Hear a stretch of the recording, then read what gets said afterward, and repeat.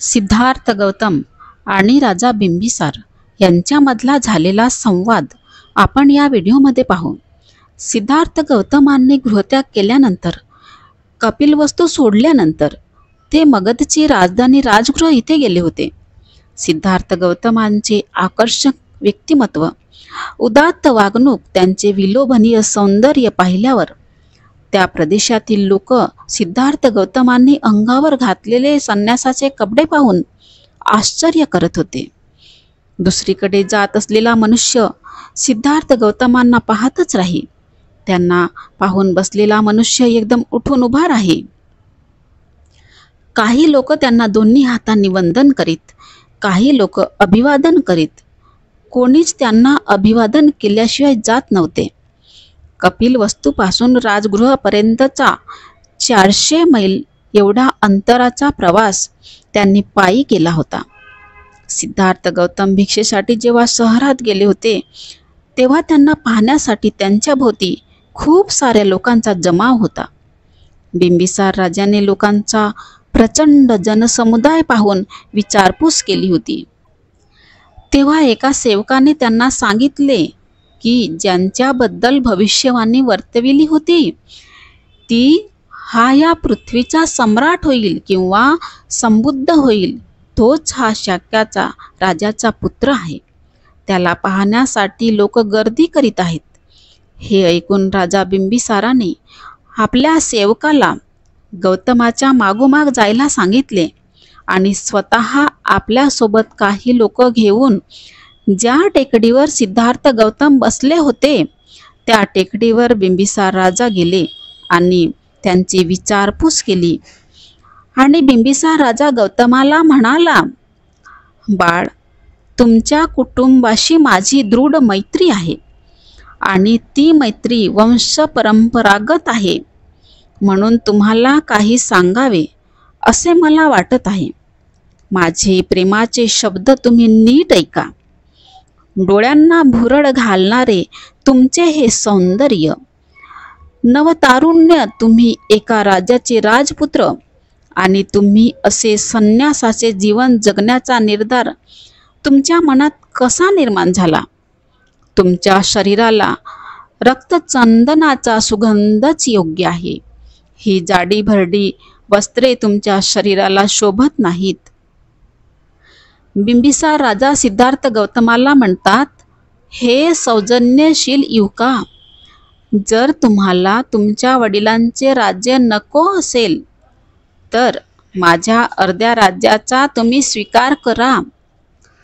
सिद्धार्थ गौतम बिंबिसार राजाला म्हणतात, महाराज, तुम्ही आपल्या मित्रांवर प्रेम करणारे आहात.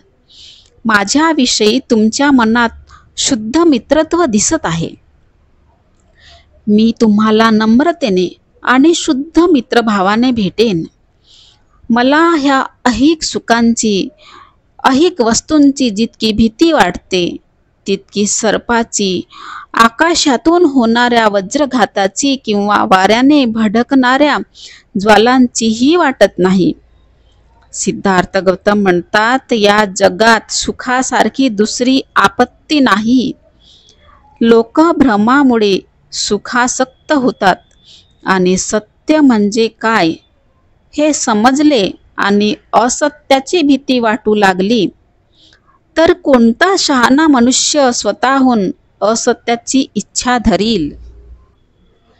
ज्या सुखात रममान होणाऱ्या माणसावर अनेक बाजूंनी संकटे कोसळतात आणि जी वासनांप्रमाणे विनाशकारी आहेत, अशा या सुखात कोणत्या आत्मसंयमी माणसाला समाधान लाभेल?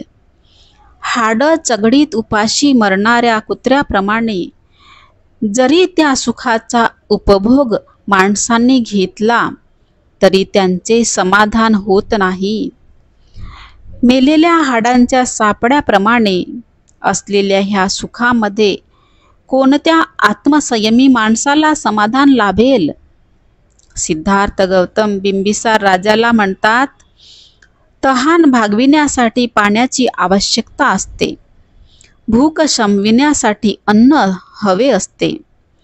ऊन वारा, पाऊस यांच्या निवारण्यासाठी घर हवे असते आणि आपली नग्नता झाकण्यासाठी व थंडी वाऱ्यापासून संरक्षण करण्यासाठी कपड्यांची आवश्यकता असते.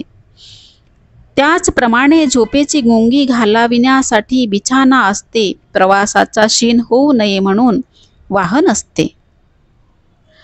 उभे राहण्याचा त्रास कमी करण्यासाठी आसन असते.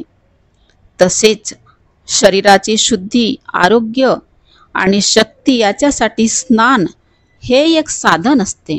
म्हणून बाह्य वस्तू म्हणजे मानवाच्या दुःख निवारणाची साधने होत. ते आनंदाच्या उपभोगाचे मार्ग नव्हेत, तर ते फक्त प्रतिबंधक उपाय म्हणून ज्यांचा उपयोग केला जातो अशा त्या बाह्य वस्तूंपासून आपल्याला आनंदाचा उपभोग मिळतो, असे कोणता शहाणा मनुष्य मान्य करील? पुन्हा सिद्धार्थ गौतम म्हणतात, सर्व सुखांमध्ये चंचलता आढळून येते. म्हणून मी त्यांना आनंद हे नाव देऊ शकत नाही, कारण सुखामागून दुःख येणारच. भरपूर कपडे आणि सुगंधी कोरफड या वस्तू हिवाळ्यात सुखदायक असतात, पण उन्हाळ्यात त्रासदायक असतात. डोळस असून जो आंधळ्याचा हेवा करील, स्वतंत्र असून बंधनात असलेल्याचा हेवा करील, श्रीमंत असून कंगाल माणसाचा हेवा करील, शहाणा असून वेड्याचा हेवा करील, तोच मनुष्य अहिक सुखाच्या मागे लागलेल्या माणसाचा हेवा करील. सिद्धार्थ गौतम बिंबिसाराला म्हणतात, हे माझ्या संमित्रा, जो भिक्षेवर मी गुजराण करतो त्याची कीव करण्याचे कारण नाही. म्हणून हे मित्रा, आपण मला जे सांगितले ते तुम्हाला शोभेल असेच आहे, पण माझा निश्चय कायम आहे. सिद्धार्थ गौतम म्हणतात, जगातील कलहामुळे मी घायाळ झालो आहे आणि शांतता मिळविण्याच्या इच्छेने मी बाहेर पडलो आहे. या दुःखाचा अंत करण्याऐवजी या पृथ्वीचेच राज्य काय, पण स्वर्गलोकाच्या राज्याचीही मी अपेक्षा करणार नाही. अशा प्रकारे सिद्धार्थ गौतम आणि राजा बिंबिसार यांच्यामधील संवाद होता.